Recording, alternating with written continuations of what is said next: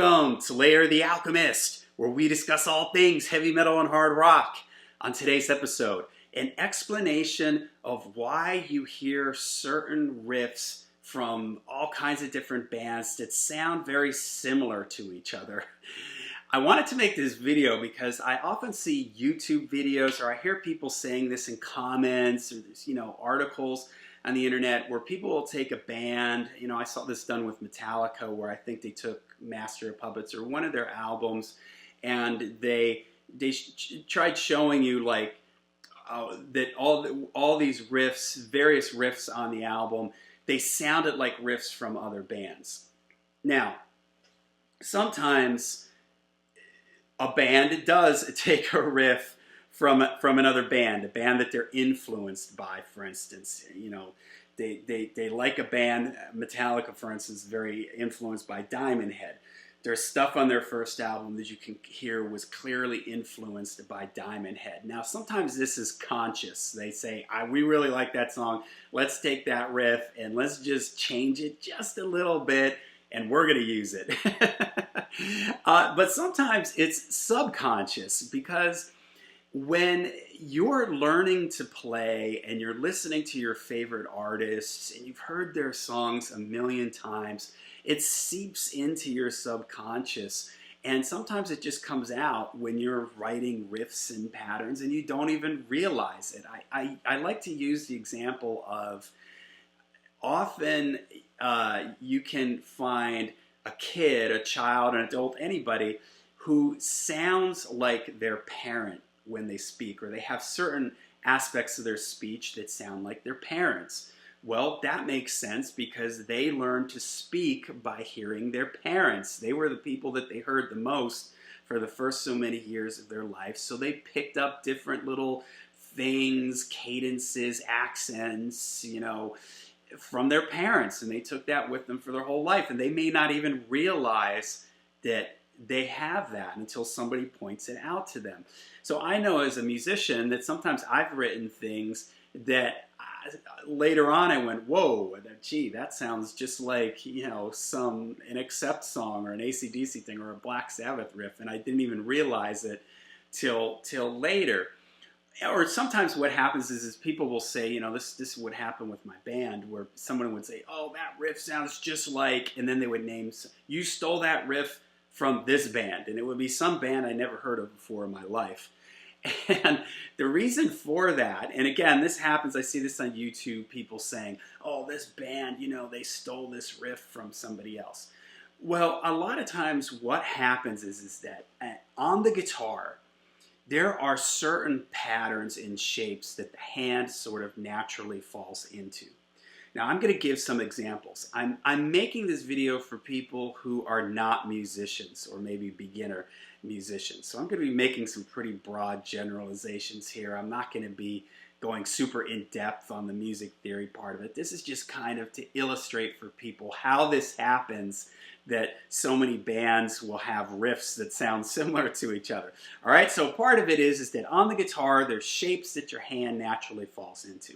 On the guitar, you have your open strings. Those are when strings that you're not pressing down on the neck with. And it's easiest to play around those strings because it's easy to play an open string. You don't even need to use your left hand. So here's a very common thing that people do. They use the fifth string here, which is the A string. They use that as your open string, and they play off of that. All right, I'm going to make something up here. I'm not going to play any riffs from any bands because I don't want to get copyright strike on the video, which can happen just from playing a 2-second excerpt. So I'm going to make something up here, but it's going to probably sound like a riff you've heard before, okay? And that's because, again, this is a common, easy shape on the hand, an easy sort of pattern to fall into and to play. All right, so here we go.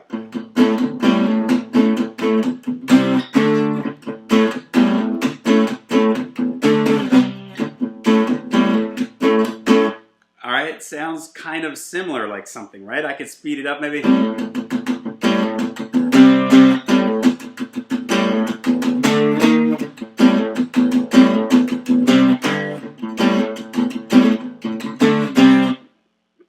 sounds like something, right? Because this shape right here, it's easy to put your hand in there. You got the open string there, so it's a shape that guitar players gravitate towards. It's easy to, it's easy to get into. It sounds pretty good.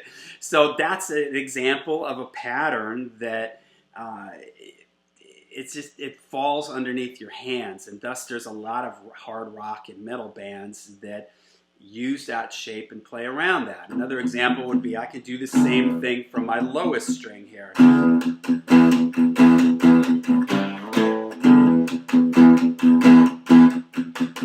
The sort of open string chugging thing, that's very common in heavy metal, again, because it's an open string. It allows you to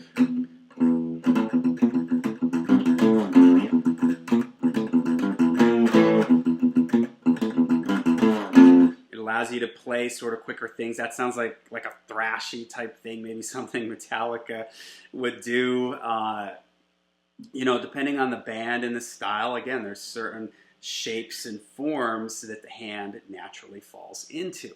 The other thing is that when you're writing a song, and again, I'm generalizing, I'm oversimplifying everything here. There are no rules in music. People can break the rule, do whatever they want to do, but there are common patterns that a lot of bands play, and that also tends to revolve around the open strings. I'm going to play something here. This is going to be my main chord here, and this is a very common shape to have a chord to go down. What is this? 1, 2, 3, 4 frets, then go up 2, and then you're back here. Very common shape. All right, see if you can tell who this might sound like.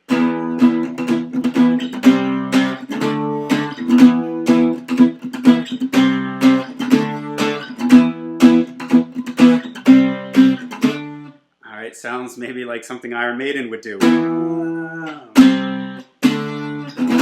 This is a very common heavy metal shape to use those notes right there. Now, what good bands do is they'll alter the rhythm, or they'll add some other little things to it.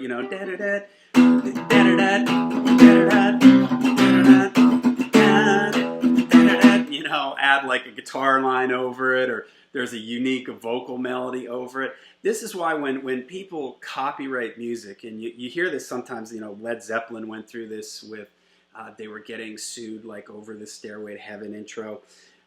It's very hard to copyright a chord progression, because there's realistically in melodic music, there's only so many notes that most people tend to use. There's a set of common notes. We call them scales. All right, there's a bunch of different scales that people can pick from, but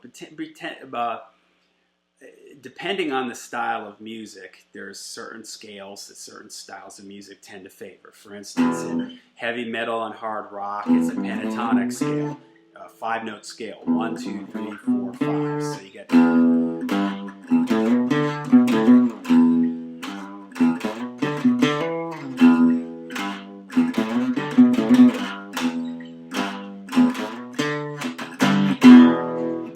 I just made that up, but it sounds like something, right? If I had a distorted guitar here, heavy drums pounding in the background, it would sound like a 70s heavy rock tune. So it's very hard to copyright a progression, because a chord progression. A progression is just a pattern of the chords that people are playing, because there's only so many things you can pick from. Like 50s rock is all based off of like 1 or 2 different chord progressions,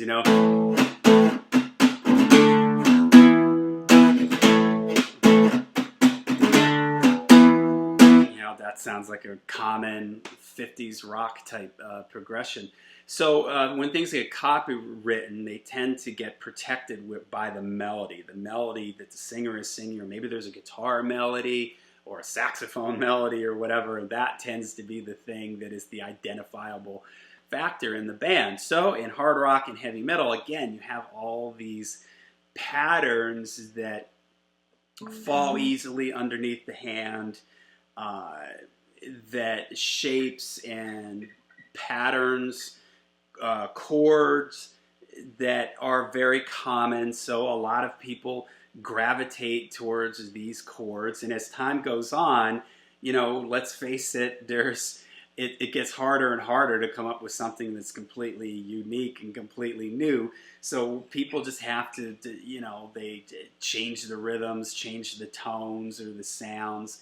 And you know, the other thing is that a lot of times what does differentiate different styles of music tends to be things outside of the chords. Like, for instance, this is a G chord. You could hear that in a country song. You could hear that in an AC/DC song. You know, with a bunch of distortion and a heavy, you know, heavy beat. Classical Beethoven played G chords, not on a guitar. He would just stack the notes in the violin and the winds. So a G chord, what I'm holding here, is a G chord in country music, in heavy metal, in hard rock, in classical, in jazz. But what makes it different is the tone. Hard rock, you're going to have a distorted guitar. Classical music, you're going to be using violins. Jazz is going to be horns. Jazz is going to have a swing beat behind it. Hard rock's going to have a heavy driving beat. These are the things that differentiate these styles. All right, so there you go. A really brief, quick explanation of why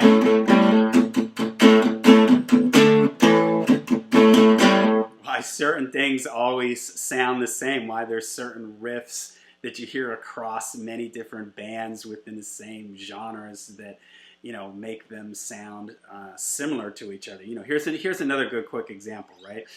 This note right here is very common in like thrash.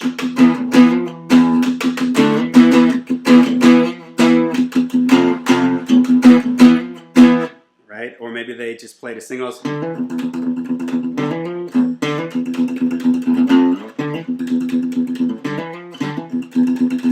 This note is common in a lot of like heavy stuff, especially like doom.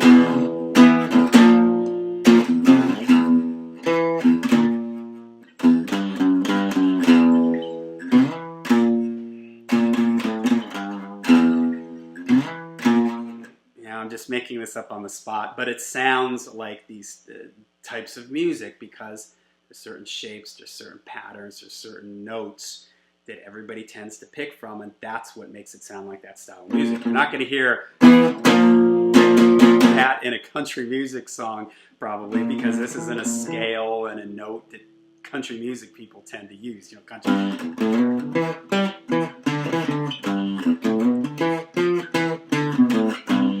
country music tends to be more major keys and use different scales. So, all right, there you go. A really brief general overview of why certain riffs sound the same. I'm sure I know I have a lot of musicians out there, so maybe you guys can kind of chime in too with some of the things that you hear and why, see your thoughts on why certain patterns sound the same. Again, this is just geared for people who are not musicians or beginners, just to give you some insight into why this happens. And this is why I mentioned again the chord progression. Led Zeppelin, and yeah, I'm not going to play Stairway to Heaven, but you know, that's the chord progression that it uses. And even though it was very, very similar to that other band, this is a very common chord progression. My funny Valentine, this funny Valentine. You know, it's the chord progression of My Funny Valentine, which is like a jazz standard. There's a lot of songs that use that chord progression. So that's why, you know, they couldn't really do anything about it, you know, because again, you can't copyright chord progressions unless there's something very, very unique about it. So, all right, there you go. Leave me some comments down below what you guys think. If you have any questions, you're a non-musician out there, you have some questions, put them down below, and all of us, me and anybody else out there who's a musician can help you out and let you know. So, all right, till we see you again, rock hard, ride free, stay heavy, stay metal, all that stuff.